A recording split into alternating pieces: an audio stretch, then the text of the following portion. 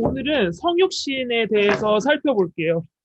예수님께서 이 땅 위에 오신 그 내용에 대해서 같이 한번 살펴보도록 하겠습니다.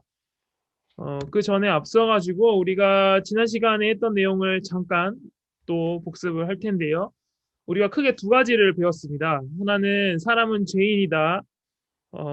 구원받기 이전에 사람은 죄인이다라는 사실을 하나 우리가 살펴봤고요. 두 번째로는 그 죄에서 구원받기 위해서는 믿음을 가져야 한다라는 것을 배웠어요. 근데 누굴 믿어야 하느냐? 바로 예수 그리스도죠. 마지막에 지난 시간 마지막에 우리가 예수 그리스도를 믿어야 한다라는 사실까지 저희가 살펴봤습니다. 이제 오늘 이야기는 여기서부터 시작됩니다. 예수 그리스도를 믿어야 하는데 대체 예수님은 누구이신가라는 이제 저희 안에서 의문이 생기고 이제 소율이 문답은 이제 그걸 이어가게 돼요. 그래서 소율이 문답 21문은 다음과 같이 질문하고 답을 합니다. 뭐라고 질문하냐면 하나님이 선택하신 자의 구속자가 누구신가? 답은 하나님이 선택하신 자의 구속자는 다만 주 예수 그리스도뿐이신데 그는 하나님의 영원하신 아들로서 사람이 되셨고 한 위에 특수한 두 가지 성품을 가지셨으니 영원토록 하나님이시요 사람이시다라고 이제 예수님을 이야기합니다. 그래서 오늘 두 가지를 살펴볼 건데요. 첫 번째로는 주 예수 그리스도가 어떤 뜻을 가지고 있는가를 살펴볼 거고요. 두 번째로는 한 위에 특수한 두 가지 성품이 있다라고 이야기하는데 그 두 가지 성품이 대체 무엇인가를 같이 한번 살펴보도록 하겠습니다.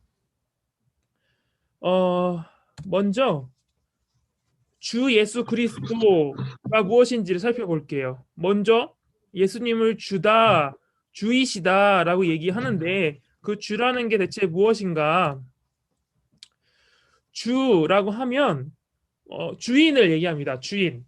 누구의 주인이냐면 신자들의 주인이 돼요. 예수 그리스도를 믿는 모든 사람들, 예수 그리스도를 믿는 사람들의 주인이십니다. 그리고 또 누구의 주인이냐면 세상의 주인이세요. 신자들의 주인일 뿐만 아니라 하나님께서 창조하신 온 세상의 주인이 바로 예수님이십니다. 이거를 우리가 어떻게 알 수 있냐면 오늘 좀 성경을 많이 보게 될 텐데 사도행전 10장 36절에 보면 만유의 주 대신 예수 그리스도라고 이야기를 합니다. 그러니까 예수 그리스도가 모든 것의 주인이 되신다는 뜻이에요. 시편에서도 동일하게 얘기합니다. 여호와께서 그의 보좌를 하늘에 세우시고 그의 왕권으로 만유를 다스리시도다. 이제 뭐 여기 사실 구약에서는 예수 그리스도라는 표현 자체는 나오지 않고 이제 메시아에 대한 메시지들이 담겨져 있는데 이제 그가 세우신 그 왕권으로서 만유를 다스린다라는 것을 우리가 또 시편을 통해서 알 수 있죠. 이거는 또 신약에 와서도 아까 사도행전도 살펴봤지만 신약에 와서 바울에 의해서도 또 이제 이야기가 됩니다. 에베소서 1장 21에서 22절을 보면 모든 통치와 권세와 능력과 주권과 이 세상뿐만 아니라 오는 세상에 일컫는 모든 믿음 위에 뛰어나게 하시고 그러니까 모든 것 위에 계신 분이 있는 거예요. 또 만물을 그의 발 아래 복종하게 하시고 그를 만물 위에 교회의 머리로 삼으셨다. 이건 이제 예수 그리스도에 대한 설명인데 이제 모든 것을 다스리시는 만물의 모든 것을 다스리시는 분이 계신데 그분이 바로 예수님이다라는 것을 우리에게 알려줍니다. 그래서 통치자이신 예수 그리스도를 이제 말하는 거예요. 주라고 한다면 두 번째로는 예수입니다. 이제 우리가 참 익히 많이 듣던 이름이죠. 이제 메시아라고 하면 예수님. 이제 우리는 그 자연스럽게 얘기합니다. 근데 이 예수라는 단어 안에는 또 의미를 지니고 있어요. 이 말 자체가 구원자라는 뜻입니다. 예수라는 말 자체가 구원자예요.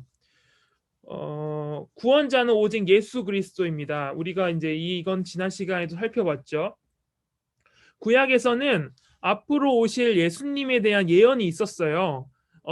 이거는 사실 음, 좀 여러분들이 기억해 주면 좋겠는데 많이 인용되고 또 이제 대표적인 이제 구약에서 메시아를 예언하는 어떤 구절인데 그게 바로 이사야 53장 2절에서 6절입니다. 그 중에서 4에서 6절을 제가 기록했는데 뭐라고 적혀 있냐면 그는 실로 우리의 질고를 지고 우리의 슬픔을 당하였거늘 우리는 생각하기를 그는 징벌을 받아 하나님께 맞으며 고난을 당한다 하였노라. 그가 찔림은 우리의 허물 때문이요 그가 상함은 우리의 죄악 때문이라. 그가 징계를 받음으로 우리는 평화를 누리고 그가 채찍을 맞음으로 우리는 나음을 받았도다. 우리는 다 양 같아서 그릇 행하여 각기 제 길로 갔거늘 여호와께서는 우리 모두의 죄악을 그에게 담당시키셨도다. 아멘. 그러니까 이미 예수님께서 십자가에서 죽으실 것에 대한 예언이 이사야에서 구약에서 이미 예언이 되어 있었어요. 이제 그게 실현된 게 바로 예수님이 오신 사건이죠.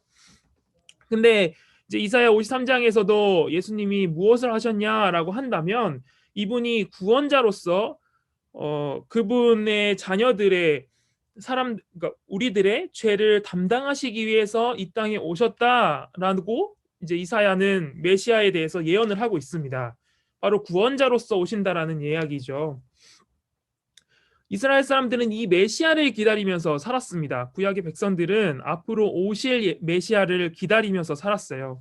그래서 그 당시에는 이제 예수님이 오시기 그 전까지 예수라는 이름을 가진 사람이 많이 있었습니다. 이제 구원자에 대한 어떤 소망을 가지고 있었던 거죠. 근데 이제 예수님이 오신 거예요. 이 이름의 참 주인이신 그 예수님께서 이 땅 위에 오신 겁니다. 근데 유대교 사람들은 이 예수님이 오셨을 때 믿지 않았습니다. 이 메시아에 대한 예언이 있었음에도 어, 유대인들은 그 사실을 믿지 못하고 예수님이 마치 다윗 왕처럼 어떤 위대한 왕, 그 능력이 있어서 아주 대단하신 왕을 기다렸는데 본인들이 보기에 너무 형편없는 예수님 모습으로 자기들이 생각했던 모습과는 너무 다른 왕으로서 예수님이 오셨기에 그 예수님을 믿지를 못했어요. 근데 정말로 메시아는 유대인들이 지금도 믿듯이 오지 않은 것인가? 아닙니다. 구원자는 우리가 익히 알듯이 오셨죠. 그가 바로 예수 그리스도이십니다. 마태복음 1장 18절부터 25절에는 예수님의 탄생에 대한 기록이 이제 적혀 있습니다. 그 중에서 이제 오늘은 21절을 보면 아들을 낳으리니 이름을 예수라 하라.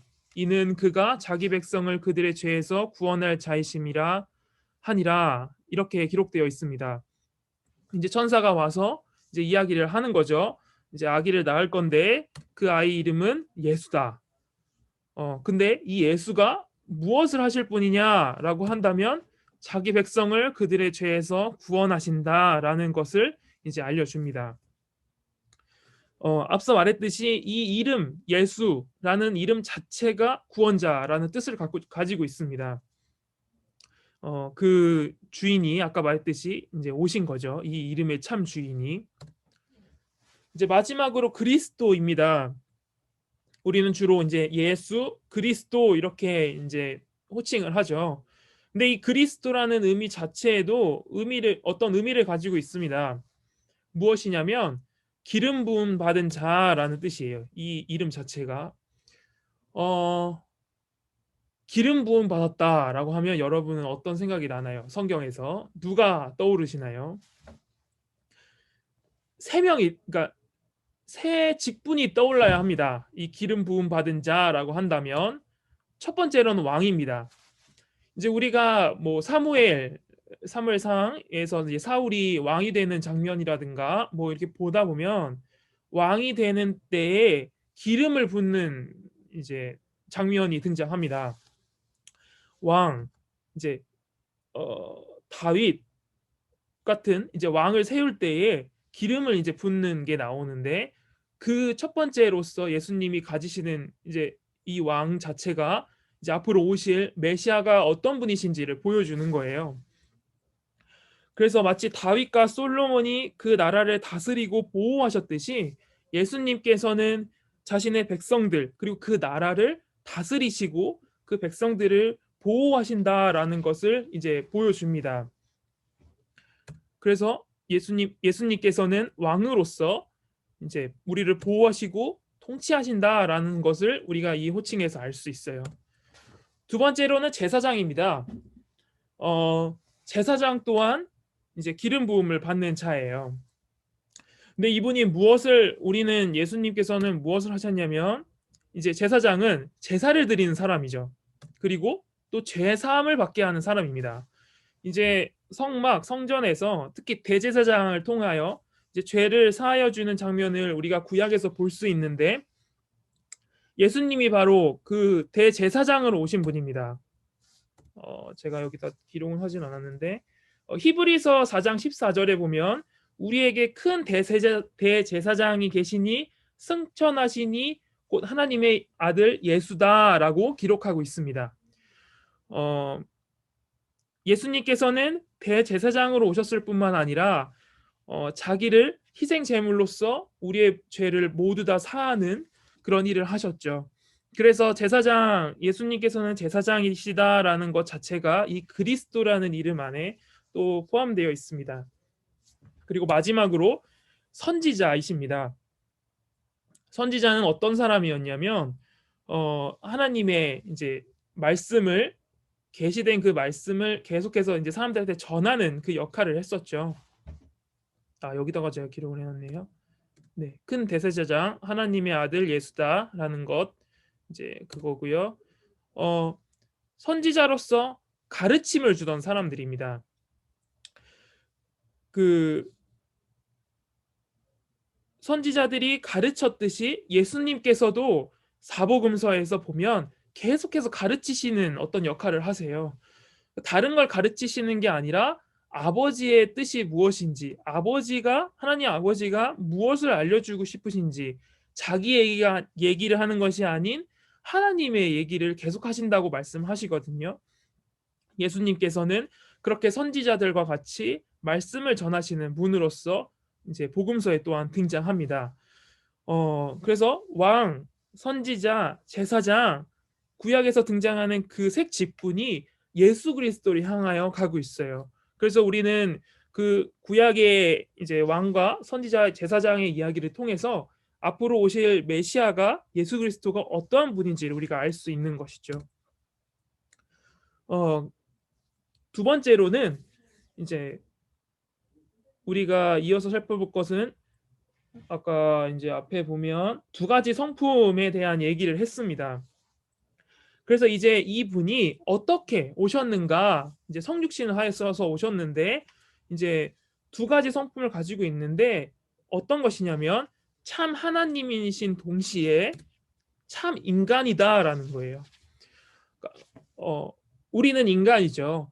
그러니까 우리와 같은 사람, 우리와 같은 몸과 영혼을 가진 사람이시고 동시에 하나님과 같은, 우리가 믿는 하나님과 같은, 하나님 같은 게 아니죠. 하나님이십니다. 네. 예수 그리스도께서는 하나님이시고 동시에 사람이라는 이제 그 특수한 모습으로 우리에게 오셨습니다.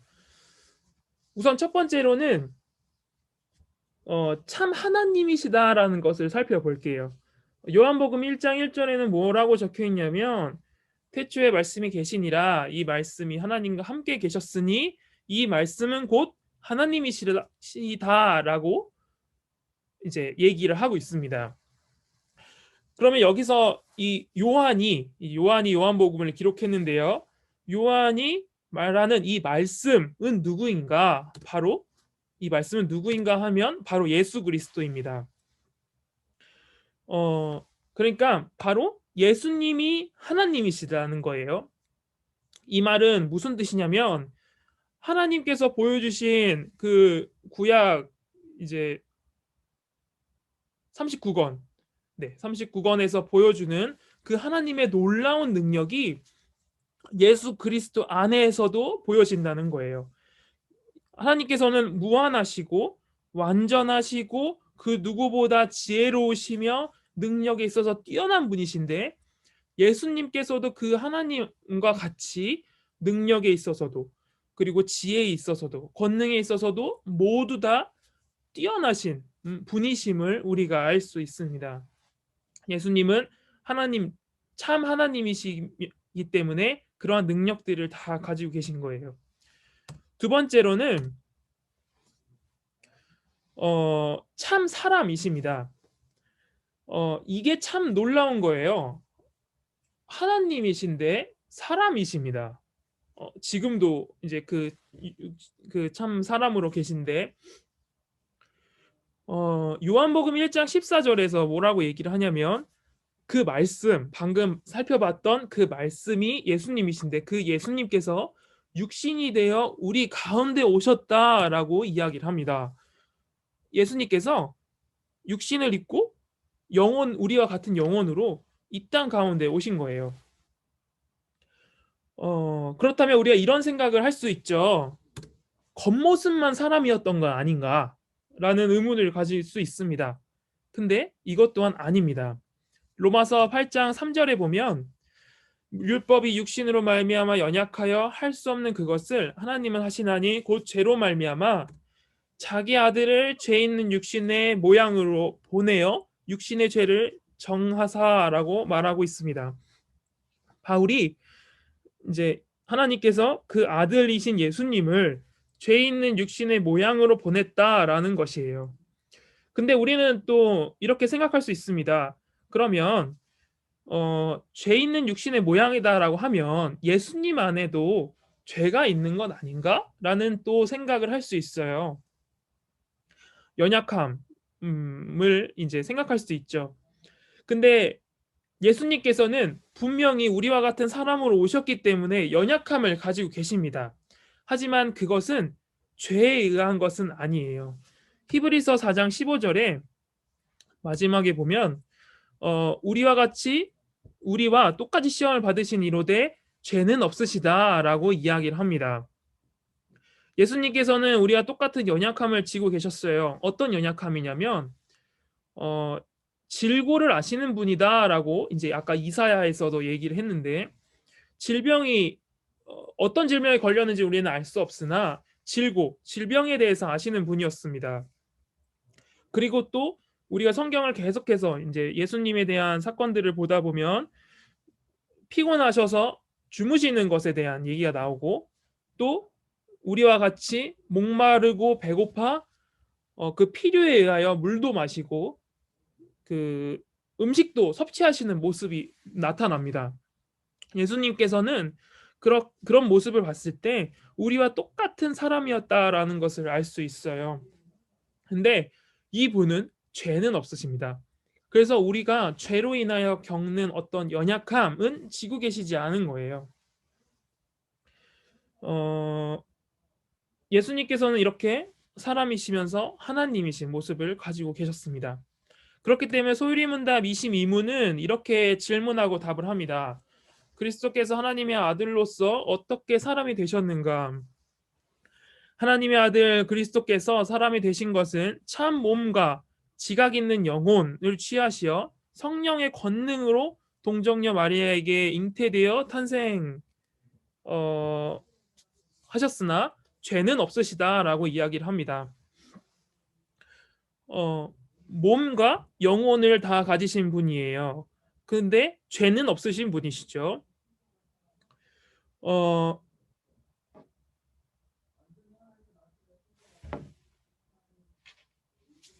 네. 근데 그러면 우리가 이런 질문을 할 수 있습니다. 왜 예수님께서는 사람이 되셔야 하는가? 방금 전에도 제가 얘기했듯이 예수님께서 하나님이시라면 놀라운 능력을 가지고 계셨을 텐데, 그냥 그 능력을 발휘하면 되지 왜 굳이 번거롭게 사람의 몸으로 왔는가라는 거예요. 정확한 이유는 우리가 알 수는 없습니다. 우리가 천국 가서 하나님한테 여쭤봐야 돼요. 그리고 우리가 하나님 앞은 지혜롭지 않기 때문에 그 하나님의 지혜가 왜 그렇게 하셨는지에 대해서는 우리가 한번 여쭤봐야 될 필요가 있겠죠. 천국 가서. 근데 성경을 통해서 우리가 알 수 있는 사실이 하나 있습니다. 우리가 계속해서 살펴봤던 언약을 통해서 이것을 알 수 있어요. 왜 예수님께서 인간의 몸으로 오셨어야 했는가? 우리가 계속 살펴봤죠. 하나님과 사람의 관계 속에서는 언약을 맺었었는데, 행위 언약을 맺었는데, 그것을 실패를 합니다. 이루지를 못하죠. 하나님께서 원하시는 그 요구를 만족하지 못합니다. 그래서 사람은 죄인이 됩니다. 어, 율, 그렇기 때문에 이 율법에 대한 요구를 만족하기 위해서는 죄가 없는 사람만이 가능해요. 우리는 이제 모두 다 죄인이 되었기에 더 이상 이 하나님이 요구하시는 요구를 만족시켜 줄 수 있는 사람이 아무도 없습니다. 제가 전에도 얘기했죠. 우리가 하나님 앞에서 뭐 한 1억, 10억, 뭐 100억 이렇게 빚진 자인데 우리가 우리의 행위로 갚을 수 있는 것은 그 중에 아무것도 없습니다. 왜냐하면 우리가 죄인이기 때문이에요. 우리는 우리가 죄의 값은 사망으로서 죽는데 그 죽음도 그 값을 치를 수가 없습니다. 만족시킬 수가 없어요. 우리는 죽어서도 만족시킬 수 없는 게 바로 사람입니다. 그래서 이 만족을 시키기 위해서는 죄가 없으신 분이 계셔야 해요. 죄 없는 사람, 죄 없는 사람이 와서 이 하나님과 우리의 관계를 대신하여 만족시켜 줄 사람이 와야 됩니다. 그래서 이제 질문하게 되는 거죠. 우리가 그렇다면 죄 없는 사람은 누가 있는가라고 했을 때 우리가 계속해서 살펴봤듯이 예수 그리스도가 계십니다. 죄가 없는 사람이신 거죠. 어, 그래서 예수님께서는 오셔서 이 율법의 요구, 율법이 계속해서 우리에게 순종을 요구하는데 우리는 그 순종에 만족시키질 못하지만 예수님께서는 그 율법에 대한 만족을 하시고 율법을 모두 순종하셔서 그걸 만족스럽게 하시고 하나님과의 이제 언약을 완성하십니다. 그래서 예수님께서 바로 율법을 완성하신 분이에요. 어, 여러분, 이것이 우리가 바로 예수님을 알아야 할 이유입니다. 예수님을 우리가 이제 이렇게 좀 어려운 부분이에요. 인성과 신성을 가지신 예수님이다라는 것을 이해하는 것은 사실 사람이 참 이해하기 어려운 부분입니다. 마치 삼위일체가 이해가 되지 않듯이 한 위격, 그러니까 두 번째 위격인 그리스도 예수님 위격에 두 인성, 신성과 인성이 이제 같이 이렇게 나눠지지도 않고 합쳐지지도 않은 형태로 있다라는 거 저희가 얘기를 하는데 그거를 이해하는 거는 불가능합니다. 이해할 수가 없어요. 저희 머리로는 이해할 수가 없습니다. 이거는 다중인격도 아니에요. 그렇게 설명해서도 안 되거든요. 그래서 이거 참 이해하기가 쉽지 않은 겁니다. 그래서 왜 이런 어려운 걸 우리가 알아야 하는가에 대한 의문이 생길 수 있어요. 그냥 뭐 신학을 공부하시는 분들만 이걸 알면 되지. 굳이 이걸 우리가 알아야 될 필요가 있는가라는 이제 의문을 갖게 되죠. 근데 이거는 우리에게 정말 큰 의미를 갖습니다. 어, 우리가 예수님이 누구이신지를 알아야 해요. 여러분은 누군가를 사랑한 적이 있죠? 예, 다들 있을 걸로 압니다. 사랑하게 되면 사람을 더 깊이 알길 원합니다. 그 사람의 취미, 성격, 좋아하는 것, 싫어하는 것까지 우리는 다 알기를 원하는 거죠. 그래야 우리가 더 깊은 관계를 맺을 수 있기 때문이에요. 우리가 예수님을 알아간다라는 것도 이와 비슷합니다. 우리가 예수님을 더 깊이 알아갈수록 그분이 우리를 위해서 해준 그것이 더 우리에게 의미가 오고 더 깊은 교제를 맺을 수가 있어요. 근데 여러분 지금 예수님이 무엇을 하셨나요? 지금 우리가 계속해서 살펴본 것이 어, 무엇인지를 우리가 알아야 됩니다. 이거는 보통 일이 아니에요. 왜냐하면 처음 사람과 하나님의 관계는 어떤 관계였냐면 서로 원수된 관계입니다. 원수는 어떤 사람이냐면 서로를 향하여 욕을 하고 서로를 죽이고자 하는 마음이 있는 거예요. 원수는 서로 견딜 수가 없습니다. 서로의 존재에 대해서. 근데 하나님께서 먼저 이 원수의 관계에서 화해의 손을 내미세요. 그게 바로 예수님께서 오신 그 사건입니다. 그래서 예수님의 십자가 사건은 너무 놀라운 사건이에요. 왜 이게 더 놀라운 거냐면 원수였던 자들을 구원하기 위해서 자신의 아들을 내어주었다는 겁니다. 아들. 우리가 이제 앞에서도 소율이에서도 기록되어 있지만 아들을 내줬다라고 이제 예수님께서는 하나님의 아들이라고 얘기했는데 아들을 내줬다라는 거예요. 이걸 어떻게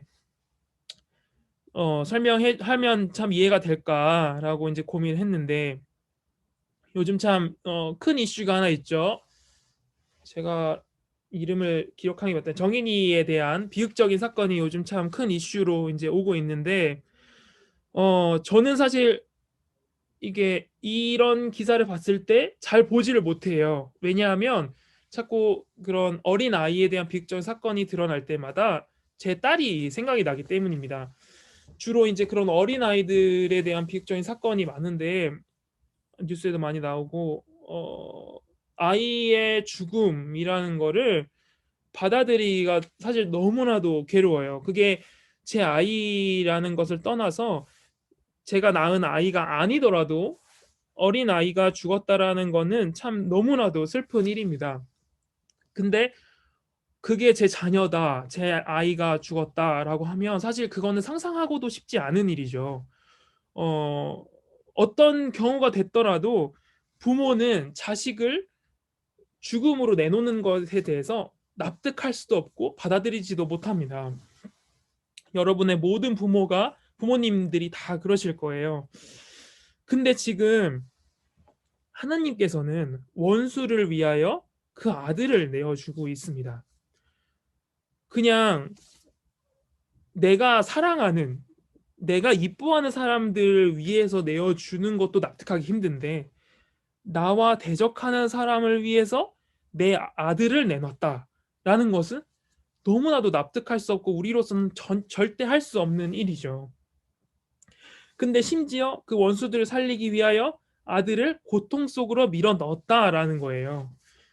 저번에 제가 한번 설교 때도 얘기했는데 우리가 고난이라고 한다면 단순히 십자가를 지시기 전에 받은 그 고난만을 고난이라고 얘기를 많이들 합니다. 근데 실질적으로 우리가 예수님께서 받은 고난은 이 땅 가운데 성육신하여 오신 그 순간부터 그때부터 고난이에요. 왜냐하면 죄가 없으신 분이 죄인들과 함께 하셔야 한다라는 것 자체가 고난이기 때문입니다. 그래서 어, 이 땅에 오셔서 그 죽을 때까지 예수님께서는 고난 가운데 계셨죠. 그 고난을 계속해서 이제 33년 정도 사셨다고 얘기를 하는데 이제 고난을 당하십니다. 그렇기 때문에 하나님께서 보여주신 그 모습 자체가 바로 사랑이라는 거예요. 참 하나님이신 예수님께서 참 인간으로 오셔서 우리에게 오신 것 자체가 하나님께서 그 자녀들인 우리에게 보여주신 최고의 사랑입니다. 어, 그렇기 때문에 여러분, 어, 제가 이게 잘 전달됐는지 모르겠지만 이 사랑을 잘 기억하길 바래요. 이 사랑이 무엇인지를 잘 누리며 여러분들이 살아가길 바랍니다. 하나님께서는 우리를 사랑하십니다. 자신이 선택하신 그 자들을 사랑하시기에 예수 그리스도를 우리에게 보내주셨습니다. 어, 이게 정말 너무나도 큰 은혜입니다. 이걸 제가 너무 이게 참 잘 설명했나. 이게 정말 여러분들이 이렇게 감동이라고 해야 되나요? 이렇게 받기를 참 원하는데, 어, 이 사실을 여러분들이 한 주 동안 잘 생각해 보길 바래요. 어, 죄인이신 우리를 자신의 아들을 보내셔서 구원하셨다라는 사실, 그게 무엇을 우리에게 뜻하는지를 여러분들이 한 주 동안 잘 기억하길 바랍니다. 어, 사실 좀 신학적인 어려움이, 그러니까 내용상 좀 어려움이 있을 수는 있어요. 근데 명백한 것은 예수님께서 우리를 구원하시기 위하여 이 땅 가운데 사람으로 오셨다라는 사실입니다. 그거를 잘 기억하면서 여러분들이 또 한 주를 살아가기를 간절히 소망합니다.